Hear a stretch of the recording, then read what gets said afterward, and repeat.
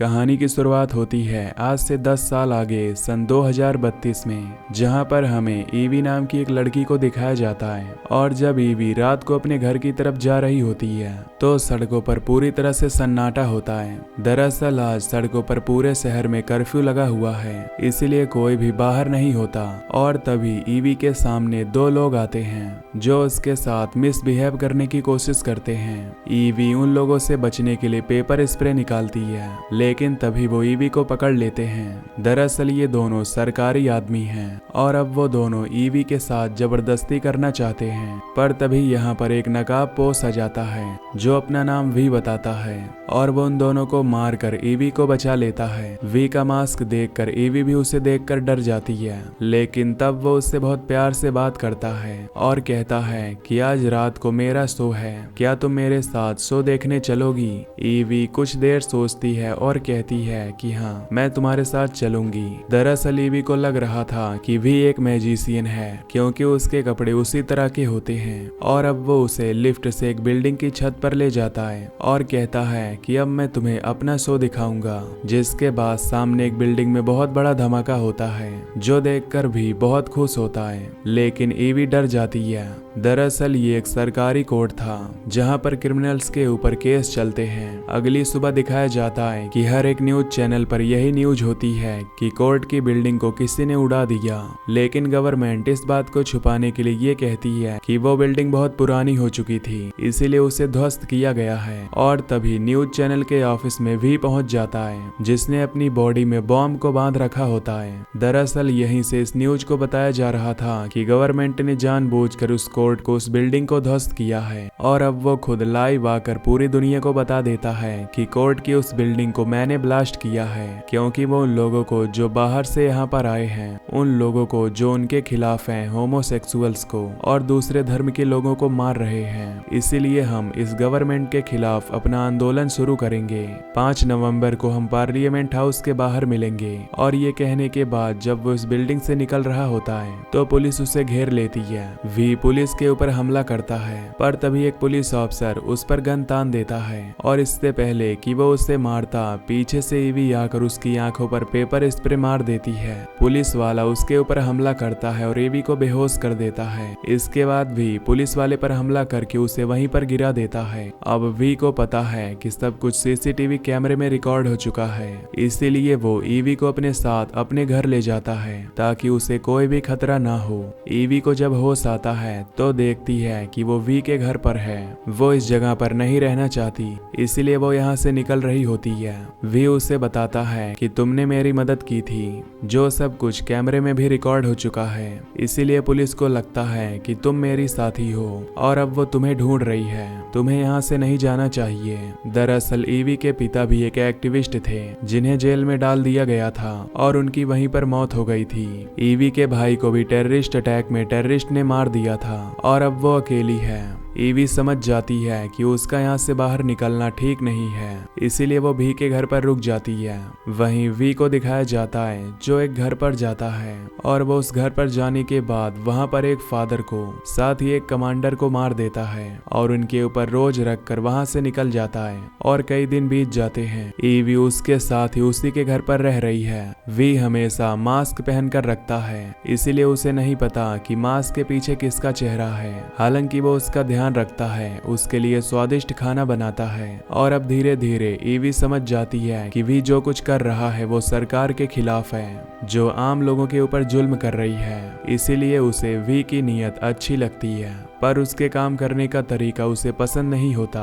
इसीलिए एक दिन वो वी को धोखा देकर उसके घर से निकल जाती है और सीधा अपने सीनियर, अपने बॉस के पास जाती है। दरअसल अब भी वो बहुत डरी होती है, क्योंकि पुलिस उसकी तलाश में है। और अब जब वो अपने बॉस के घर आ चुकी है तो उसका बॉस उसे शांत रहने के लिए कहता है। साथ ही उसे यहाँ पर एक पेंटिंग दिखाता है जो कि बहुत ही मशहूर पेंटिंग थी और ये पेंटिंग उसने चुराई होती है। उसके घर में एक पवित्र किताब भी होती है वहीं दूसरी तरफ हमें पुलिस ऑफिसर को दिखाया जाता है जो उस गुलाब के फूल को लेकर एक डॉक्टर के पास जाता है, जिसे भी किसी भी इंसान को मारने के बाद उसके पास छोड़कर चला जाता है। और जब डॉक्टर इस गुलाब के फूल को देखती है तो उसके चेहरे के एक्सप्रेशंस पूरी तरह से बदल जाते हैं। ऐसा लगता है जैसे मानो इस गुलाब की फूल को और जिसने इस गुलाब के फूल को रखा है उसे पहले से जानती है, लेकिन वो पुलिस को कुछ नहीं बताती। और अब जब रात को वो अपने घर पर होती है तभी उसके सामने भी आता है। वो कहती है कि मैं गुलाब के फूल को देखकर समझ गई थी कि जो कुछ हो रहा है इसके पीछे तुम्हारा हाथ है, ये तुम ही कर रहे हो।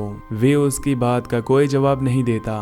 तभी वो कहती है कि तुम्हारे साथ जो कुछ हुआ उसके लिए मुझे माफ कर दो। इसके बाद भी उसे गुलाब का फूल देता है। उसके पास एक इंजेक्शन होता है जिसे देखकर डॉक्टर घबरा जाती है। कुछ ही देर बाद पुलिस डॉक्टर के घर पहुंच जाती है। वो देखती है कि उसे भी मार दिया गया है और वहां पर भी एक गुलाब का फूल है, जिसे देखकर वो समझ जाते हैं कि वी ने ही डॉक्टर को मारा है। यहाँ पर डॉक्टर की डायरी होती है जिसे पुलिस ऑफिसर अपने साथ लेकर निकल जाता है। और जब वो उस डायरी को पढ़ता है तो कहानी यहाँ से फ्लैशबैक में यानी कि सन 2015 में जाती है, जहाँ पर गवर्नमेंट ने कैंप बनाया था, जिस कैंप में उन लोगों को रखा जाता था जो गवर्नमेंट के खिलाफ थे।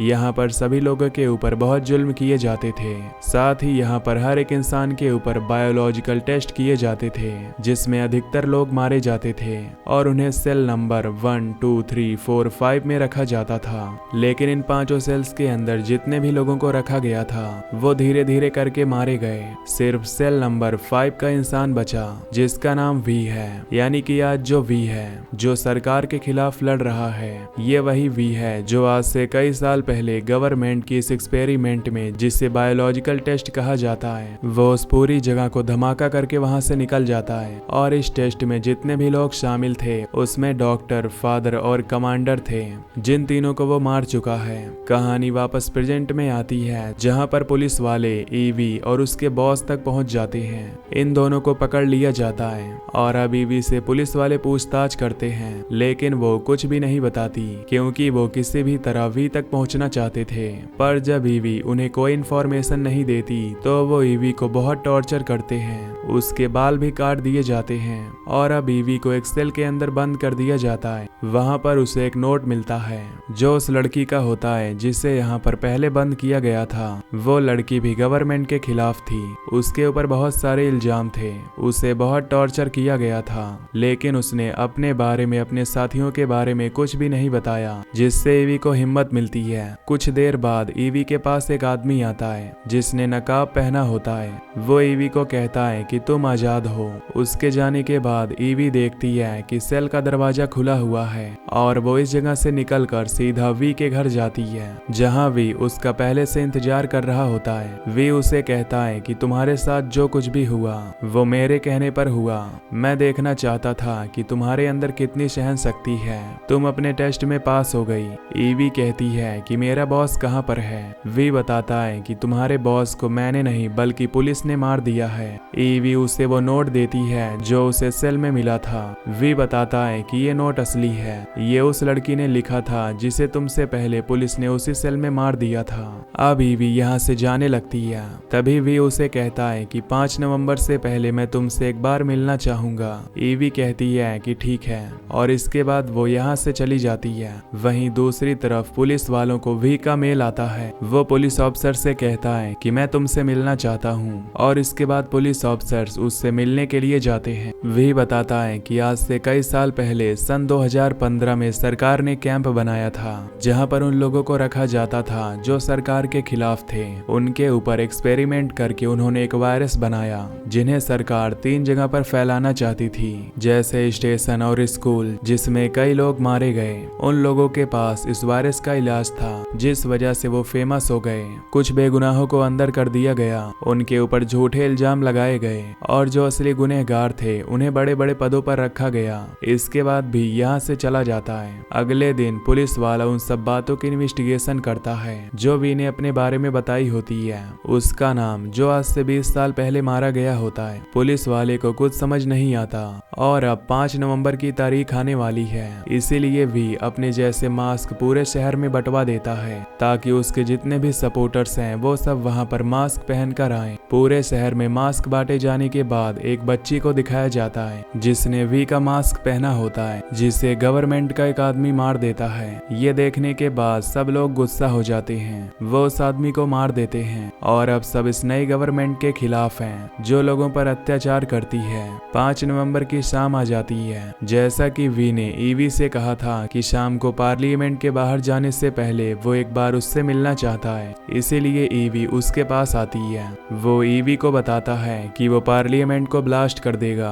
इसके बाद ईवी को एक मेट्रो ट्रेन के अंदर ले जाता है जहां पर बहुत सारा बारूद होता है और कहता है कि सब तुम्हारा है, तुम्हें इन सब का सही से इस्तेमाल करना होगा।